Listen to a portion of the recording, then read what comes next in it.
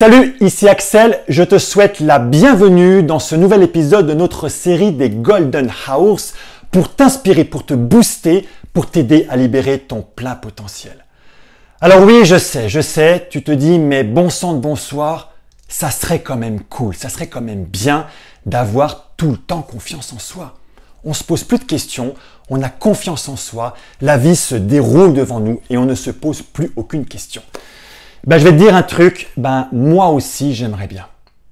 Mais je vais te montrer que pour 95% des gens, c'est absolument impossible d'avoir confiance en eux parce qu'ils utilisent 3 voies que je vais te détailler.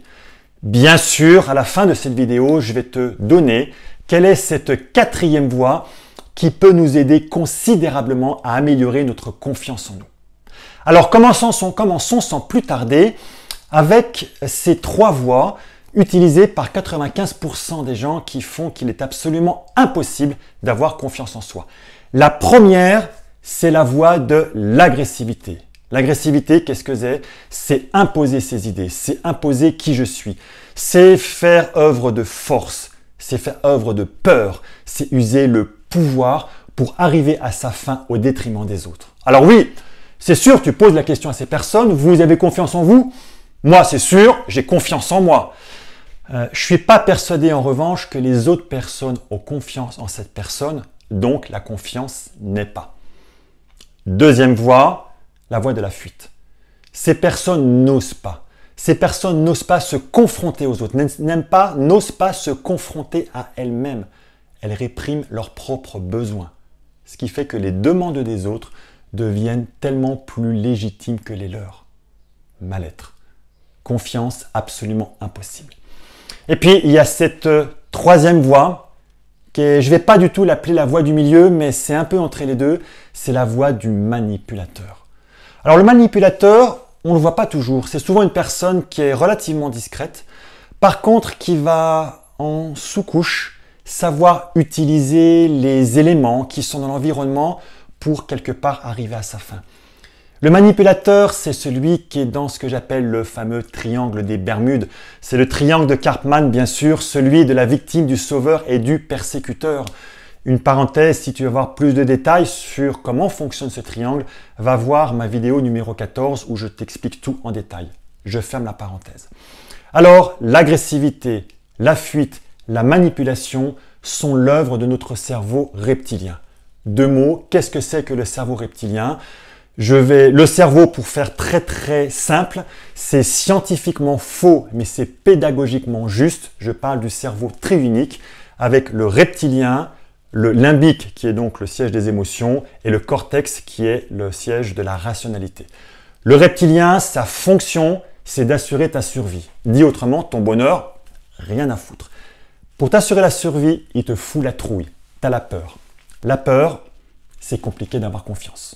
Donc tu comprends mieux maintenant, j'espère, pourquoi 95% des gens qui ne font pas de choix de leur vie sont dans cette autopilote, dans cette boucle autoréalisatrice qui font que d'ailleurs on a des scénarios de vie qui se répètent tout le temps parce qu'on a nos croyances et puis comme on ne les challenge pas, ça se reproduit parce que le cerveau, il est dans sa zone de confort à lui, mais sa zone de confort pour notre survie, pas pour ton bonheur.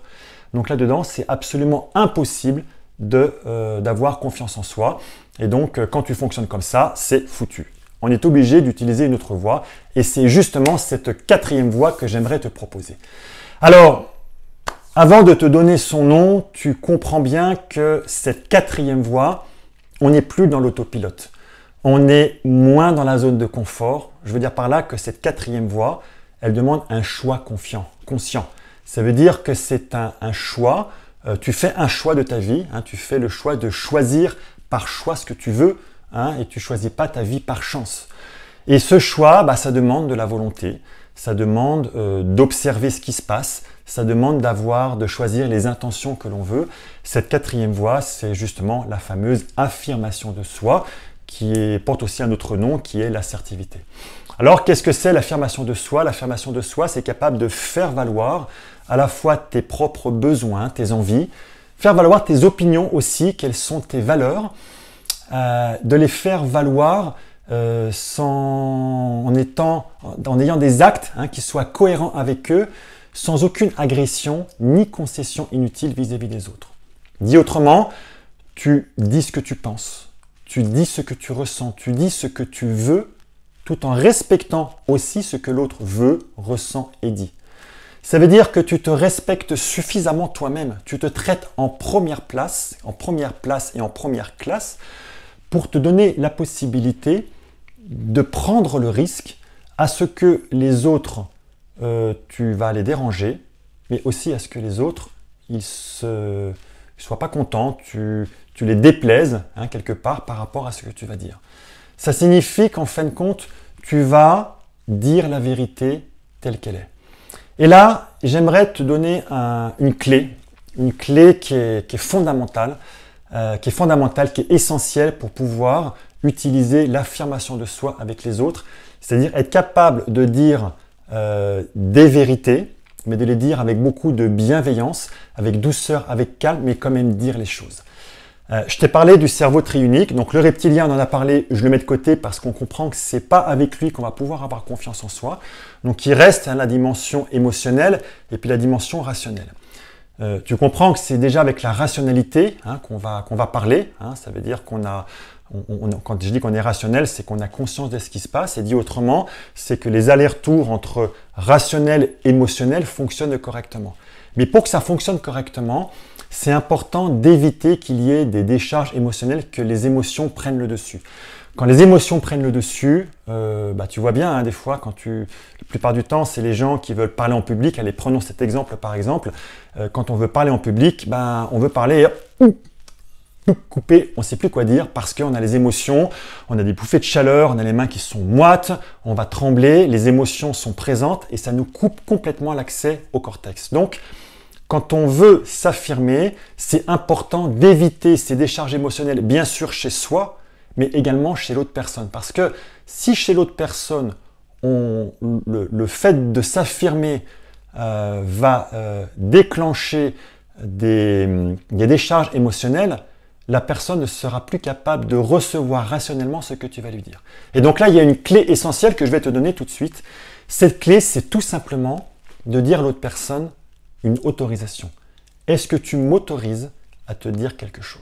C'est tout aussi simple que ça, mais c'est une clé qui est extrêmement puissante, que j'utilise très souvent et ça marche redoutablement bien.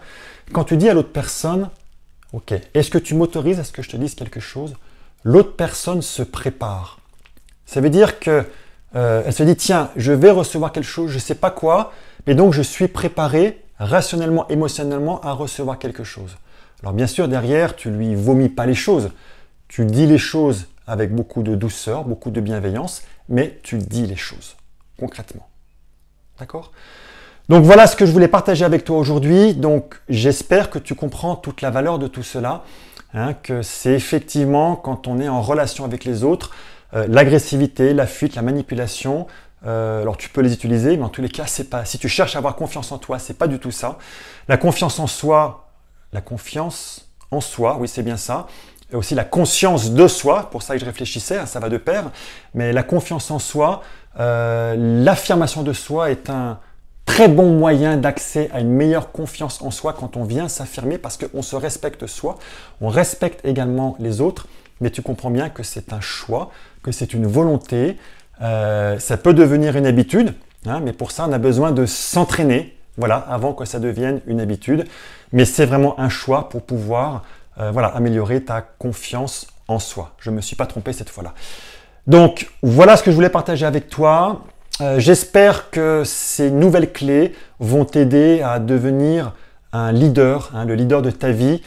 J'ai envie de dire, c'est même le leader que le monde attend, le leader dont le monde a besoin, parce qu'on a besoin effectivement de tes talents, on a besoin de ton unicité, on a besoin de qui tu es, on a besoin de tout ça pour pouvoir avancer et puis rendre ce monde meilleur. Je te dis à très bientôt dans un nouvel épisode de notre série des Golden Hours.